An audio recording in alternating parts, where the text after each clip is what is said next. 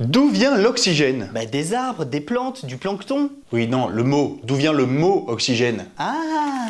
Carl Wilhelm Scheele, un chimiste suédois du XVIIIe siècle, se rend compte qu'en chauffant une poudre contenant du mercure, l'air autour ravivait la flamme d'une bougie. Il propose alors de l'appeler air de feu. À peu près en même temps, Joseph Priestley, un pasteur et scientifique anglais, réalise la même expérience et se rend compte que l'air obtenu attise non seulement les flammes, mais qu'il est aussi très facilement respirable. Il l'appelle alors air déphlogistiqué. Et il faudra attendre encore quelques années pour qu'un chimiste français tranche vraiment la question. Antoine Lavoisier prouve par des expériences que non seulement ce qui se forme lors de la chauffe des particules rouges de mercure est un nouvel élément, qu'il attise certes les flammes et qu'il est aussi indispensable à la respiration, mais aussi et surtout qu'il est un constituant de tous les acides. Bon, on sait aujourd'hui que c'est complètement faux, il n'y a pas un élément qui est indispensable à tous les acides, peut-être un petit peu l'hydrogène, mais bon, pas du tout l'oxygène. En tout cas, Antoine Lavoisier s'inspire du mot acide, qui se dit oxy en grec, et il décide de nommer une bonne fois pour toutes ce nouvel élément générateur d'acide. Et c'est ainsi que naquit l'oxygène.